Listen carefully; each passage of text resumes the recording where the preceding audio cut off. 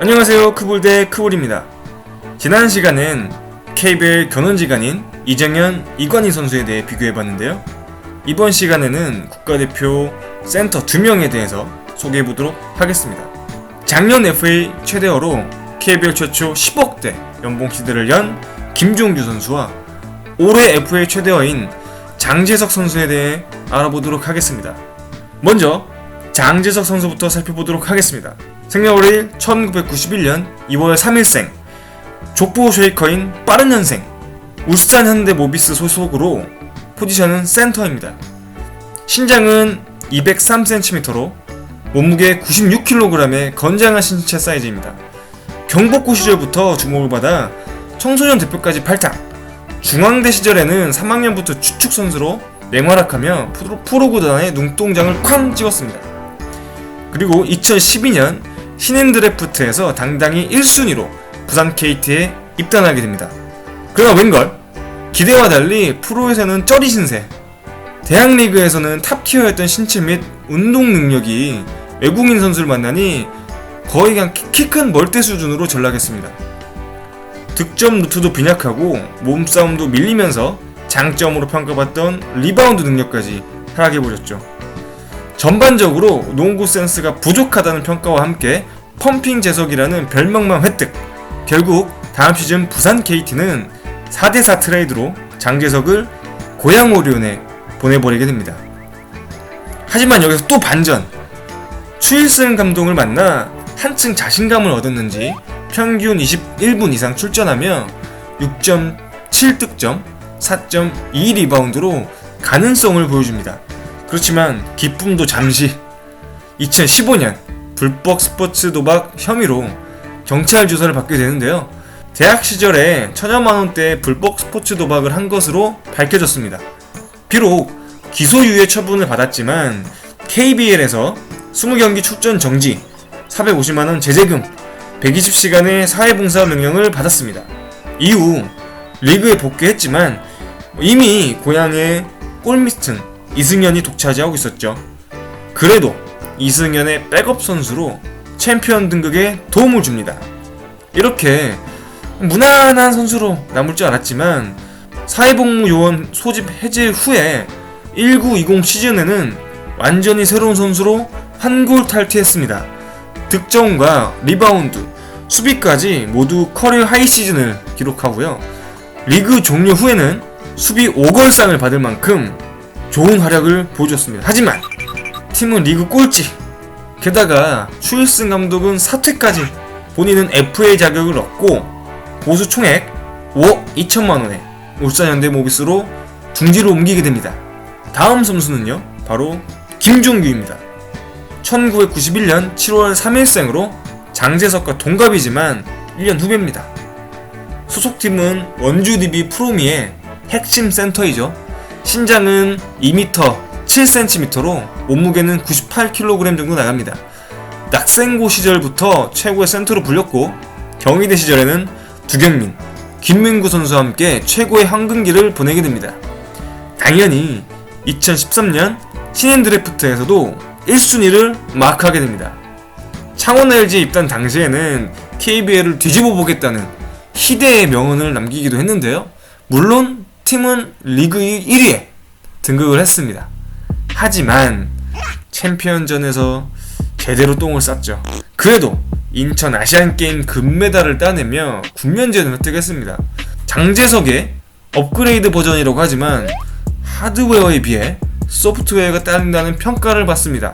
그래도 호쾌한 덩크와 잘 받아먹는 득점으로 창원 아이돌의 등극, 이렇게 승승장구하던 그지만 첫 FA였던 2019년 원 소속 구단인 창원 LG에서 템퍼링 의혹을 제기하면서 마음고생을 했어요.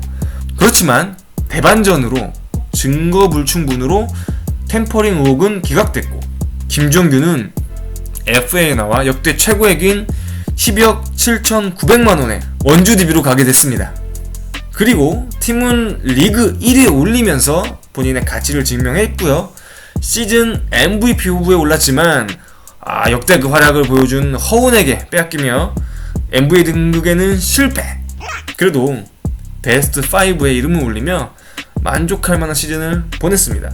19-20 시즌을 기준으로 보수 총액을 비교해보면 장재석 선수는 1억 6천을 받았습니다. 하지만 울산으로 이적하면서 3배 이상 받는 금액을 받게 되죠. 이번 다음 시즌에 받게 되는 거고요. 여담으로 울산에는 이미 함지웅과 이종현이라는 걸출한 빅맨이 2명이나 있어요. 그럼에도 장재석과 계약한 걸 보면 우선 첫 번째로 84년생으로 다음 시즌에는 계약이 끝나는 함지훈 선수의 노쇠화가 첫 번째 이유가 될 것 같고요. 두 번째 이유로는 아킬레스건 파열 이후에 무릎 부상이라는 연이은 부상을 얻은 이종현 선수가 좀 불안하다라는 이유 때문에 장재석 선수를 영입한 것으로 보입니다. 김종규 선수는 FA 최고액을 받았지만 다음 시즌은 원활한 선수단 운영을 위해서 삭감될 가능성이 큽니다. 그래도 9억은 받지 않을까요? 이제 두 선수의 포지션과 플레이 스타일에 대해서 말씀드리겠습니다. 장재석 선수는 블루워커형 센터로 볼 수 있습니다. 보통 블루워커는 팀 내에서 수비, 스크린, 박스아웃, 리바운드 같이 기록은 좀 많이 안 되지만 힘들고 몸싸움을 많이 요구하는 거친 플레이를 말하는데 파워포워드에게 이 역할이 부여됩니다. 하지만 대학 시절에는 분명히 주요 득점원이었어요. 그러나 프로에서는 좀 쩔이었죠. 초반에 외국인 선수에게 밀리면서 공격보다는 수비에 치중하는 플레이 스타일로 변경했다고 볼 수 있습니다. 프로에 살아남기 위한 노력이죠. 그렇기 때문에 최근에는 오히려 몸무게와 웨이트, 근육을 늘려서 몸싸움도 오히려 외국 선수와 경쟁이 가능한 수준으로 올라와서 지난 시즌에 좋은 활약을 보여준 게 아닌가 싶어요. 감독 입장에서는 속공도 가담할 수 있고 활동량도 높고 그렇기 때문에 굉장히 나이스한 선수가 되었죠. 주요 공격 스킬로는 펌프 페이크가 있는데 최근에는 포스트업 자세에서 원 드리블 후에 반대 방향으로 돌면서 훅슛을 자주 하고 있습니다. 물론 성공률은 이지샷도 자주 놓치는데 어쩔 수 없죠.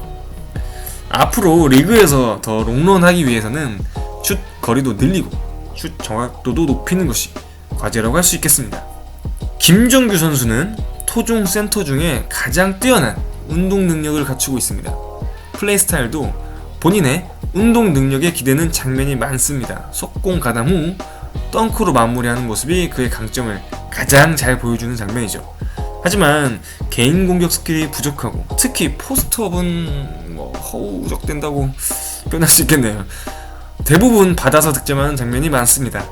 그렇지만 원주 DB에서는 3점 슛을 과감하게 던지기 시작하더니 경기당 0.4개의 3점 슛을 29.7%의 확률로 넣어주고 있습니다.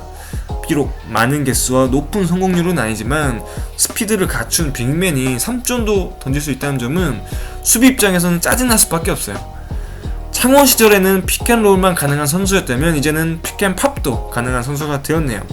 이 때문인지 김종규 선수는 19-20 시즌에 득점에서 커리어 하이 시즌을 보냈습니다. 자유투도 좋은 선수이기 때문에 파울로 막는 것도 불가능합니다. 이제는 두 선수의 리그 기록을 기반으로 한 능력치를 비교해볼 시간입니다. 99점 만점으로 장재석 선수는 81점의 오버롤을, 김종규 선수는 85점의 오버롤을 보여주고 있습니다. 방사형 비교를 보시면 수비를 제외한 모든 부분에서 김종규 선수가 장재석 선수를 상회하는 능력치를 보여줍니다.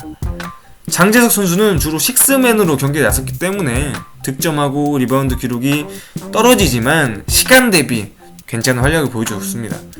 특히 19-20 시즌은 커리어 하이 시즌이었고 외국인 용병이 한 명밖에 뛰지 못하는 규정으로 인해서 출전 시간도 조금 늘었어요. 그런 만큼 더 좋은 활약을 보여줬고요. 게다가 리그 초반에는 득점 평균 10점 이상을 유지하게 됐고요. 수비 5골상을 수상했기 때문에 저희가 수비에 좀 높은 점수를 주었습니다. 슈팅력을 제외하고는 큰 약점이 없는 선수입니다. 김종규 선수는 수비, 공격, 리바운드 모두 리그 정상급인 선수입니다. 그 중에서 운동 능력이 가장 돋보이는데요. 점프력도 80에서 90cm 정도 된다고 하죠. 아직 전성기의 나이이기 때문에 장점인 운동 능력은 유지하면서 득점력을 조금 더 높일 필요가 있습니다. 중거리슛이 나쁜 선수는 아니지만 기복이 있고요. 개인적으로는 평균 15득점 이상도 가능하다고 보는데 아직까지는 그 모습을 보여주지 못했어요. 3점 능력과 개인 공격 스킬을 조금 더 연마한다면 20득점 이상도 가능하리라고 봅니다. 그렇게 된다면 진짜로 KBL의 사기캐가 되겠네요. 다음 시즌에는 두 선수 모두 한층 업그레이드된 활약으로 외국인 선수 못지않은 혹은 그를 뛰어넘는 스탯을 기록하길 바라면서 크볼 대 크볼 시간을 마치도록 하겠습니다. 좋아요와 구독, 댓글 부탁드리면서 다음 시간에 뵙죠.